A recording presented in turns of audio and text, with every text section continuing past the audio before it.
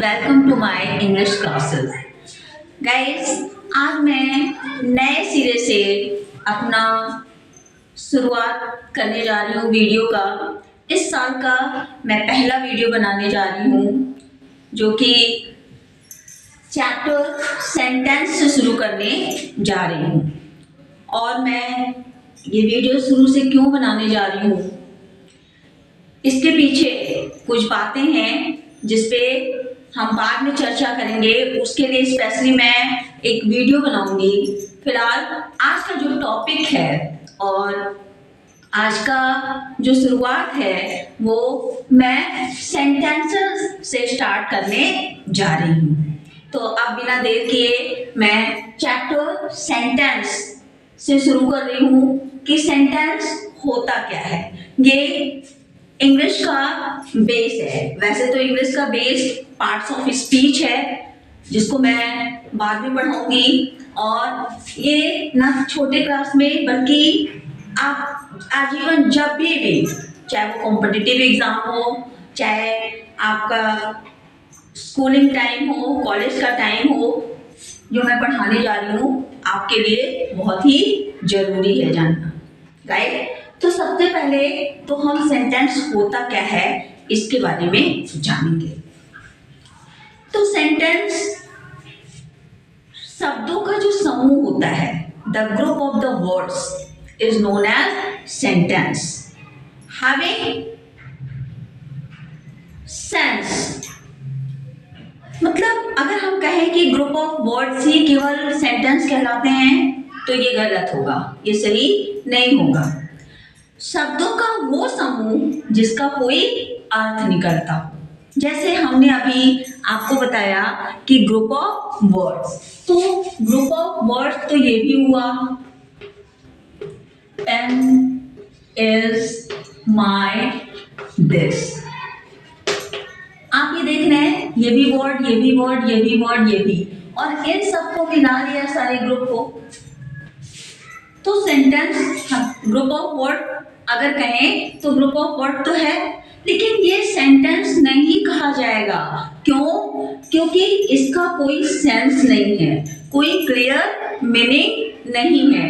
तो शब्दों का वो समूह जिसका कोई अर्थ निकलता हो वो आपका क्या कहलाता है? सेंटेंस कहलाता है। जैसे इसी को अगर हम ऐसे लिखें कि this is my pen, right? तो वही चीज है, लेकिन इसका आप सेंस निकाल रहे हो, इसका अर्थ है कि ये मेरी कलम है, तो ये आपका क्या कहलाएगा? सेंटेंस कहलाएगा। तो जब आपसे पूछा जाए कि सेंटेंस क्या है, सेंटेंस मतलब वाक्य किसको कहते हैं, तो आप यही कहोगे कि group of words having sense that get the clear meaning is known as sentence। शब्दों का वो समूह जिसका कोई अर्थ निकलता हो उसको हम क्या कहते हैं? सेंटेंस कहते हैं। राइट? अब हम आगे बढ़ते हैं कि सेंटेंस कितने होते हैं। सेंटेंस कितने होते हैं? एक मैं कंफ्यूजिंग क्वेश्चन आपके सामने रखना चाहूंगी। मैंने सीनियर क्लासेस हो या जूनियर क्लासेस हो, जूनियर क्लासेस में बच्चे गलत बताते हैं तो दैट विल बी वेरिएबल, वो वेरिएबल होगा। लेकिन 9th 10th 12th के स्टैंडर्ड के बच्चे जब गलत बताते हैं बेसिक चीजें, तो थोड़ा सा लगता है कि कहाँ पे है बच्चे। राइट? तो जब हम पार्ट्स ऑफ सेंटेंस की बात करें और काइंड्स ऑफ सेंटेंस, बच्चों को यही नहीं मालूम कि पार्ट्स ऑफ सेंटेंस अलग चीज है और काइंड्स ऑफ सेंटेंस अलग चीज होता है। अगर हम पार्ट्स ऑफ सेंटेंस की बात करते हैं तो कोई भी सेंटेंस सेंटेंस के दो पार्ट होते हैं। एक होता है पार्ट्स ऑफ सेंटेंस की, अगर हम बात करें पार्ट्स ऑफ सेंटेंस की बात करें तो दो होते हैं। पहला होता है सब्जेक्ट और दूसरा होता है प्रेडिकेट। दूसरा क्या होता है? प्रेडिकेट होता है। ये होता है हमारा पार्ट्स ऑफ सेंटेंस। जैसे हम कहें कि एग्जांपल दे दें, ही रीड्स अ बुक। अब हम इसको बताना है कि इसमें सब्जेक्ट क्या है, प्रेडिकेट क्या है, तो सब्जेक्ट वो होता है जो किसी काम को करता है। तो इसमें काम कौन सा हो रहा है? पढ़ने का, रीड करने का। तो ये रीड करने का काम कौन कर रहा है? ही कर रहा है। तो यही आपका क्या हो जाएगा? सब्जेक्ट हो जाएगा। और सब्जेक्ट के अलावा ये जितनी चीजें बची ये सब आपके किसमें आ जाएंगे? प्रेडिकेट पार्ट्स में आ जाएंगे, राइट। तो ये होता है पार्ट्स ऑफ सेंटेंस। सेंटेंस में अगर पार्ट्स ऑफ सेंटेंस की बात करता है तो हम कहेंगे there are two parts of sentence. First one is known as subject and another one is known as predicate. और एक सेंटेंस दे दिया तो उसमें सब्जेक्ट प्रेडिकेट क्या होता है? वर्ब से लेके पूरा पार्ट आपका प्रेडिकेट आएगा और वर्ब से पहले जो आ जाएगा वो सब्जेक्ट आएगा। अगर हेल्पिंग वर्ब दिया तो हेल्पिंग वर्ब से लेके पूरा पार्ट आपका क्या हो जाएगा? प्रेडिकेट हो जाएगा। और उसके पहले जो बचता है उसके पहले जो होता है वो क्या होता है? सब्जेक्ट होता है। यानी सब्जेक्ट वो होता है जो काम को करता है। अब हम काइंड्स ऑफ सेंटेंस की बात करते हैं। तो ये ध्यान रखिएगा कि काइंड्स ऑफ सेंटेंस और पार्ट्स ऑफ सेंटेंस में फर्क होता है। कभी कभी जब हम पार्ट्स ऑफ सेंटेंस की बात करते हैं तो बच्चे काइंड्स ऑफ सेंटेंस बताते हैं। तो सेंटेंस में अगला टॉपिक हम पढ़ाएंगे kinds of sentence, kinds of sentences. हम आगे लिख रहे हैं kinds of sentences. Kinds of sentence में पहला होता है असर्टिव। पहला कौन सा सेंटेंस होता है बेटा? असर्टिव होता है, राइट। Assertive sentence. पहले हम असर्टिव सेंटेंस को समझते हैं कि assertive, how can you recognise the assertive sentence? This sentence always begins with the subject and end with the full stop. Assertive sentence हमेशा सब्जेक्ट से शुरू होता है। सब्जेक्ट जैसे अभी हमने एग्जांपल दिया, he reads the book, he read the book, या द की जगह हम ए भी लिख दें, ये हो गया। तो ये आपका सब्जेक्ट हुआ और लास्ट में फुल स्टॉप हुआ। तो ये कैसा हो गया? Assertive sentence, right. तो सेंटेंस, काइंड्स ऑफ सेंटेंस में पहला सेंटेंस क्या होता है? Assertive sentence. दूसरे सेंटेंस की बात करें तो दूसरा होता है, आप ऊपर नीचे भी कर सकते हो, interrogative sentence. Interrogative sentence. Interrogative sentence को कैसे पहचानेंगे हम? It always begins with the helping verb and ends with question mark. हमेशा ये किससे शुरू होता है? हेल्पिंग वर्ब से, और एंड किससे होता है? क्वेश्चन मार्क से। जैसे हम कहें कि are you going there, example,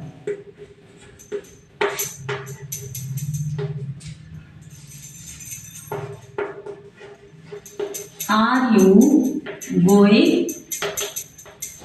there? Question mark. तो इंट्रोगेटिव सेंटेंस का सबसे बड़ा पहचान ये है कि लास्ट में क्या होता है? क्वेश्चन मार्क होता है, राइट। इसके दो पार्ट होते हैं, ये ए हो गया और दूसरा हम बी। तो ए वाले का एग्जांपल हमने देखा, आर यू गोइंग देयर, ये हेल्पिंग वर्ब है, और दूसरा what are you doing, what are you doing, what are you doing, question mark. So you can see here in the both example there are question mark at the end of the sentence. Means आप दोनों sentences में आप देख सकते हो कि दोनों sentences किससे एंडिंग हो रही है? क्वेश्चन मार्क से। तो सीधा सा है पहचान कि जिस सेंटेंस के लास्ट में क्वेश्चन मार्क लगा हो, मीन्स ये वाला सिंबल लगा हो, तो that will B interrogative sentence, right. एक चीज जान लीजिए कि इंट्रोगेटिव सेंटेंस दो तरह से स्टार्ट होते हैं। या तो हेल्पिंग वर्ब से स्टार्ट होगा, आपको समझ में आ रहा होगा कि हेल्पिंग वर्ब क्या होता है, इस पे भी हम आगे बताएंगे, ठीक। तो हेल्पिंग वर्ब से स्टार्ट होगा या फिर क्वेश्चन वर्ड से स्टार्ट होगा। मीन्स जब कोई सेंटेंस बोला जाएगा तो आप पंक्चुएशन में क्या पुट करना है? क्वेश्चन मार्क लगाना है कि फुल स्टॉप लगाना है? ये तो वो बोलेगा नहीं कि क्वेश्चन मार्क लगाओ, बोलना पड़ रहा है। इसका मतलब कि आपको बेसिक चीजों का नॉलेज नहीं है अगर आप हायर स्टैंडर्ड क्लास में हैं। और अगर देख रहे हैं तो देखिए ये सिंबल देख के आप पहचान जाएंगे। लेकिन कोई बोल रहा है तो आप कैसे आप सुनोगे कि वो सेंटेंस को स्टार्ट किससे कर रहा है? हेल्पिंग वर्ब से या क्वेश्चन वर्ड से? क्वेश्चन वर्ड क्या होता है? जितने भी WH वर्ड होते हैं वो आपके क्वेश्चन वर्ड कहलाते हैं। तो ये आपका हो गया इंट्रोगेटिव सेंटेंस। अब हम तीसरे सेंटेंस की बात करते हैं। ये दूसरा हो गया, अब तीसरे सेंटेंस की बात करेंगे। तीसरा सेंटेंस आपका हो जाएगा इंपेरेटिव। कौन सा हो जाएगा? इम्परेटिव, ये आर लिखा है इम्परेटिव। अगर स्पेलिंग में थोड़ी बहुत गलती होगी या मिस छूट गया होगा तो आप बुक से मिला लीजिएगा, राइट। तो it is known as manual part, right. तो इम्परेटिव सेंटेंस, इम्परेटिव सेंटेंस क्या होता है? इम्परेटिव सेंटेंस में क्या होता है कि आज्ञा दी जाती है या फिर ली जाती है। हम कोई काम कर रहे हैं, उसके लिए परमिशन दे रहे हैं, तो इसका मतलब वो इम्परेटिव सेंटेंस है। या आपका कोई बड़ा हो, वो आपको कोई चीज आदेश दे रहा हो, मीन्स ऑर्डर दे रहा है, तो वो भी इम्परेटिव सेंटेंस है। अगर आपको कोई एडवाइस दे रहा है, आप डॉक्टर के पास जाओगे तो डॉक्टर आपको ऑर्डर नहीं देगा, राइट। आपसे रिक्वेस्ट नहीं करेगा, वो क्या करेगा? आपको एडवाइस करेगा, तो वो भी क्या हो जाएगा? इम्परेटिव सेंटेंस होगा, राइट। और अगर आपसे कोई रिक्वेस्ट करता है, जैसे आपका फ्रेंड है, आपका छोटा भाई है, कभी कभी बड़े भी रिक्वेस्ट करते हैं, जब उनके मतलब की बात होती है तो वो भी रिक्वेस्ट करते हैं। ऐसा नहीं कि बड़े सिर्फ ऑर्डर ही देते हैं, बड़े रिक्वेस्ट भी करते हैं, ठीक है। आज का जमाना ही है, छोटे ऑर्डर देते हैं, बच्चे क्या करते हैं? मम्मी पापा को ऑर्डर देते हैं और मम्मी पापा रिक्वेस्ट करते हैं कि बेटा मान जाओ, राइट। तो ये चीज तो मान लो, ये ऑर्डर नहीं है, ये क्या रिक्वेस्ट है ना। तो जब कोई बोलता है ना, तो उसके बोलने का जो भाव होता है, जो एक्सप्रेशन ऑफ द फेस, वो आपको बता देगा। या जो वर्ड होंगे, वर्ड को देख के आप समझ जाओगे कि वो ऑर्डर दे रहा है, एडवाइस कर रहा है या फिर रिक्वेस्ट कर रहा है। सेंटेंस को पढ़ के समझ में आ जाएगा। तो जब हम when we talk about the order, when order is given, when advice is given or request is shown, that will be known as imperative sentence। जैसे एग्जांपल से हम समझाते हैं, एक एक चीज जो मैं बोल रही हूँ उसको आप नोट करते जाइएगा। मेरे पढ़ाने से कुछ नहीं होने वाले, क्यों? क्योंकि जो टॉपर्स होते हैं ना, कोई भी वीडियो देखते हैं तो पेन कलम हाथ में लेकर के फटाफट नोट्स बनाते हैं, राइट। वैसे मैं कोशिश करूंगी कि नोट्स भी भेजूं, ताकि जो बच्चे लिख नहीं पाते हैं तो वो नोट्स जो है अपना लिख लेंगे। तो एग्जाम्पल देखिए, एग्जाम्पल में जैसे हम कहते हैं स्टैंड अप, तो आप देख रहे हैं खड़े हो जाओ, तो ये क्या है? ऑर्डर है। कह दिया जाए सिट डाउन, राइट। तो ये क्या है? ऑर्डर है। तो ऑर्डर की बात हो रही, तो कैसा sentence? What kind of sentence? These are the example of imperative sentence। Order दे रहा है। अभी हमने बात कहा कि रिक्वेस्ट भी शोन होता है imperative sentence में। उसमें क्या होगा? जैसे हम कहें कि please give me your pen, please give me your pen. तो आप देख रहे हैं प्लीज हम कब बोलते हैं? जब हम किसी से रिक्वेस्ट करते हैं ना, जब आप स्कूल में जाते हो और आपको कोई आपकी गलती हो जाती है तो प्लीज बोलते हैं ना, प्लीज सर माफ कर दीजिए, प्लीज सर ये कर दीजिए, प्लीज मैम। तो प्लीज लगाते हो कि नहीं? दोस्तों से प्लीज दे दो, करते हो। तो प्लीज वर्ड जैसे ही कान में पड़ा, समझ जाइए वो रिक्वेस्ट को शो कर रहा है। और जब भी when request is shown, that will be known as imperative sentence। तो ऑर्डर की बात हो गई, रिक्वेस्ट की बात हो गई, ये दोनों एग्जांपल किसके हैं? imperative sentence के, राइट। अब एडवाइस की बात कर रहे हैं। एडवाइस में जैसे हम कहें take this medicine, take this medicine twice a day, यानी ये दवाई तो दिन में 2 बार खाओ। तो ऑर्डर है, लेकिन उस ऑर्डर में क्या है? सलाह। आपको ऑर्डर नहीं दिया जा रहा है कि आप खाओ, आपको सलाह दिया जा रहा है कि दिन में 2 बार दवाई खाओ, ठीक है। तो यहाँ एडवाइस है, क्या हो जाएगा? मम्मी पापा दोस्त भी एडवाइस देते हैं, तो ये क्या हो गया आपका? इंपरेटिव सेंटेंस का example. Once again I am going to repeat, ठीक है। The recognition of imperative sentence when order is given, request is shown, advice is given, वो सारी चीजें किस सेंटेंस के एग्जाम्पल होंगे? इंपरेटिव सेंटेंस होंगे, ठीक है। अब हम चौथे सेंटेंस की बात करते हैं, राइट। चौथा कौन सा सेंटेंस होता है? चौथा होता है optative sentence, optative sentence, right. Optative sentence always begins with may and end with marks of exclamation, right. अगर हम केवल इतना बताएं कि जो सेंटेंस में से, अगर सपोज हमने ये बताया कि जो सेंटेंस में से शुरू होगा वो ऑप्टेटिव सेंटेंस होगा, तो it will be little knowledge, and you know little knowledge is always dangerous, right. तो जो सेंटेंस में से स्टार्ट हो, राइट, कैसा हो, में से स्टार्ट हो और मार्क्स ऑफ एक्सक्लेमेशन लगा हो, समझ में आया, तो वो क्या हो जाएगा आपका ऑप्टेटिव। अब जैसे हम कहें कि मे आई कम इन, अब यहाँ पंचुएट करना है।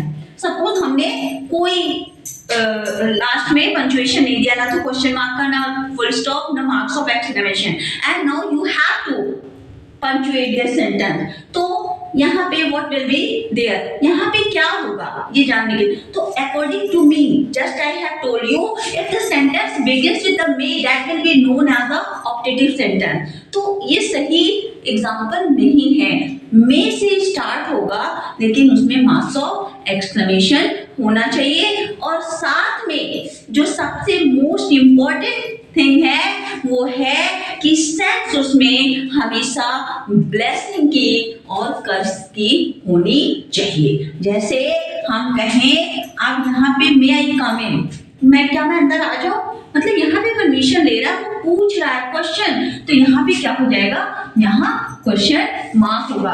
और अगर हम ऑप्टेटिव सेंटेंस का एग्जांपल देंगे तो केवल मे लगने से ऑप्टेटिव सेंटेंस नहीं होगा। The sentence that begins with the word may having the sense of blessing and curse, जिस सेंटेंस में कर्स सोन हो यानी श्राप दिया जा रहा हो, या ब्लेसिंग दिया जा रहा हो, या विशेष सोन हो रहा है, इच्छा आपकी कि कामना जाहिर हो रही हो, वो आपका क्या हो जाएगा, ऑप्टेटिव सेंटेंस होगा। जैसे हम कहें may you live long, may you live long, right, भगवान आपको लंबी उम्र दे, तो हम यहाँ पे उसकी लंबी उम्र की क्या करना है, कामना कर रहे हैं, राइट। उसको हम एक तरह से दूसरे सेंस में देखें तो हम उसको ब्लेस कर रहे हैं कि भगवान तुम्हें लंबी आयु दे। तो in the first example you can see the sentence start with the word may, right, having the sense of blessing, having the sense of wish या blessing, चाहे हम कहें हमारी इच्छा है कि भगवान तुम्हें लंबी आयु दे, या हम कह रहे हैं कि आशीर्वाद। In the second one you can see the sentence start with may, but there is no blessing or wish is shown in this sentence, and this sentence has the question mark, so it is not the example of optative sentence, right? So once again optative sentence आप कैसे समझेंगे, मे से start हो और उसमें भाव क्या हो, उसका अर्थ क्या है कि ब्लेसिंग शो कर रहा हो, आशीर्वाद, अपनी विशिंग शो कर रहा हो, तो वो आपका क्या हो जाएगा, ऑप्टेटिव सेंटेंस हो जाएगा। द लास्ट वन, जो पांचवा सेंटेंस है वो कौन सा है, एक्सक्लेमेटरी सेंटेंस। 5 कौन सा है, एक्सक्लेमेटरी सेंटेंस। एक्सक्लेमेटरी सेंटेंस है। एक्सक्लेमेटरी सेंटेंस जो होता है इसमें हमेशा मार्क्स ऑफ एक्सक्लेमेशन लगा होता है। क्या लगा होता है, मार्क्स ऑफ एक्सक्लेमेशन। ऑप्टेटिव में भी मार्क्स ऑफ एक्सक्लेमेशन लगा होता है, लेकिन केवल मार्क्स ऑफ एक्सक्लेमेशन लग जाने से न तो वो ऑप्टेटिव होगा न तो एक्सक्लेमेटरी होगा। लेकिन जो मेन सिंबल है एक्सक्लेमेटरी सेंटेंस का वो यही है, एक्सक्लेमेशन है। क्या है, मार्क ऑफ एक्सक्लेमेशन। तो ये जब लगा रहेगा तो एक्सक्लेमेटरी सेंटेंस होगा, और साथ में जो सेंटेंस होगा वो सरप्राइज शो करेगा और वंडर शो करेगा। कह सकते हैं सरप्राइज और वंडर दोनों सेम होते हैं। इसके साथ सॉरो भी शो कर सकता है, सॉरो, राइट, सरप्राइज, ठीक है, सॉरो शो करेगा, सरप्राइज शो करेगा, है ना, और अप्रूवल। तो देख रहे हैं, हमने बताया कि सॉरो शो करेगा, सरप्राइज शो करेगा, हैविंग मार्क्स ऑफ एक्सक्लेमेशन, तो क्या होगा, एक्सक्लेमेटरी सेंटेंस होगा, राइट। जैसे अलास, आई वाज रूइंड, कि मैं बर्बाद हो गई, तो क्या है, दुख की बात है। अब हम जैसे कहें hip hip hurrah, hip hip hurrah, I have one the match, कि मैं क्या हुआ, मैच को जीत गया, तो क्या है, खुशी की बात कर रहा है, हैप्पीनेस शो कर रहा है, तो वो क्या हो जाएगा, एक्सक्लेमेटरी सेंटेंस। तो इस तरह से काइंड्स ऑफ सेंटेंसेस आपके खत्म हो गए। तो जब आपसे क्वेश्चन किया जाए कि कितने प्रकार के सेंटेंस होते हैं, how many kinds of sentence, तो आप यही बताओगे there are 5 kinds of sentence, और वन बाय वन करके आप बता सकते हो, ऊपर नीचे भी हो सकता है, ऐसा नहीं कि मैंने जो जिस सीक्वेंस में बताया है उसी सीक्वेंस में, लेकिन सारे सेंटेंसेस के रिकॉग्निशन आपको आने चाहिए। क्यों? क्योंकि जब आप सेंटेंसेस का नॉलेज नहीं होगा तो आगे के क्लासेस में आप ना तो एक्टिव पैसिव कर सकते हो, ना तो डायरेक्ट इनडायरेक्ट कर सकते हो, ना तो ट्रांसलेशन कर सकते हो, ना तो ट्रांसफॉर्मेशन कर सकते हो, राइट। इसीलिए हमने आज नए वीडियो में, नए साल के नए वीडियो में हमने स्टार्टिंग आपके सेंटेंस से किया है, और इसके बारे में नोट्स जो है कि पढ़ाते समय अगर आप नोट्स नहीं बना रहे हो, बहुत सारे बच्चे होते हैं बस ऐसे ही वीडियो देख लेते हैं, चाहे समझ में आए ना आए वो तो टाइम पास हो जाएगा, और मैं किसी को इंसिस्ट भी नहीं करती। क्यों? क्योंकि जिसको जरूरत होगी उसको कहने की जरूरत नहीं है कि कॉपी और कलम लेके बैठो। वैसे कोशिश करूंगी कि मैं ये नोट्स आपको प्रोवाइड कर सकूं। तो इस तरह से ये काइंड्स ऑफ सेंटेंस खत्म हुआ। एक चीज ध्यान रखिएगा कि kinds of sentence and parts of sentence ये दोनों अलग चीज है। पार्ट्स ऑफ सेंटेंस भी बता दिया मैंने और काइंड्स ऑफ सेंटेंस भी बता दिया। अब अगला कौन सा वीडियो होगा इसके बारे में हम बाद में आपको बताएंगे।